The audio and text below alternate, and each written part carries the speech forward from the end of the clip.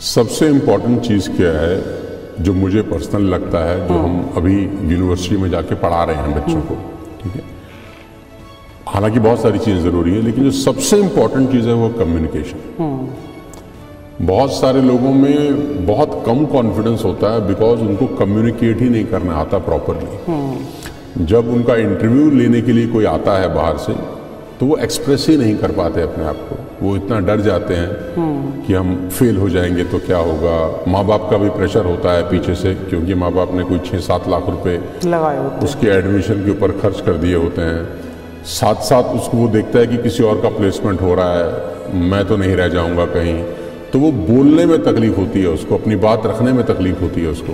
Communication एक बहुत बहुत बड़ा एरिया है जहाँ पर काम करने की बहुत ज़्यादा ज़रूरत है, ताकि बच्चा अपनी बात को एक्सप्रेस कर सके। दूसरी बात, कम्युनिकेशन के अंदर ही बहुत सारे बच्चे आज ऐसे हैं हिंदुस्तान में जो इंग्लिश अच्छे से नहीं बोल पाते। ये एक बहुत बड़ा चैलेंज मैं देखता हूँ कि जब इंग्लिश में बात नहीं कर पाते तो उनका कॉन्फिडेंस बहुत गिर जाता है। और सामने वाला अगर अंग्रेजी में उससे 2 सवाल पूछ लेता है कैंपस प्लेसमेंट के दौरान, तो वहीं हथियार डाल देता है। उसको लगता है यार मैं तो कुछ नहीं कर पाऊंगा टाइप्स। बहुत ज़रूरी है कि उसकी कम्युनिकेशन जो स्किल्स है ना, उस पर बहुत काम किया जाना चाहिए। कम्युनिकेशन अगर आपकी अच्छी है तो आपका कॉन्फिडेंस अलग लेवल पे चला जाएगा। बहुत सारे लोगों का एक मानना है कि एजुकेशन और हेल्थ सबके लिए बराबर ही होना चाहिए। सब लोगों का ये मानना है। जितने भी बड़े लोगों से आप पूछेंगे, मिलेंगे, तो वो कहेंगे कि इसमें इरेगुलरिटी नहीं होनी चाहिए। तो किसी के लिए ज़्यादा और किसी के लिए कम, बिकॉज उसके पास पैसा नहीं है, नहीं होना चाहिए।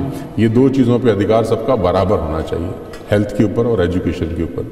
तो हेल्थ और एजुकेशन वो सिर्फ सरकार की तरफ से ही प्रोवाइड की जाए। सब बच्चे एक ही स्कूल में पढ़ें, सबका इलाज एक जैसा ही हो, तो ही एक तरीका है कि सब लोग को बराबर मौका मिलेगा आगे बढ़ने का। बहुत सारे बच्चों को तो प्रिविलेज है, अब तो इसी कमरे में बैठ के पढ़ रहे हैं, तो उनको कोई परेशानी नहीं है, कोई टेंशन नहीं है। और सरकारी स्कूलों और कॉलेज की हालत तो किसी से छुपी है नहीं। वहाँ टाट लगा के बच्चा पढ़ रहा है, मक्खियाँ भिन भिन आ रही हैं। तो क्या तो पढ़ेगा और क्या उसका फोकस होगा और क्या उसका माइंडसेट होगा। अदरवाइज मत लीजिएगा। लेकिन सच यही, मैं एक बात जानता हूँ, आप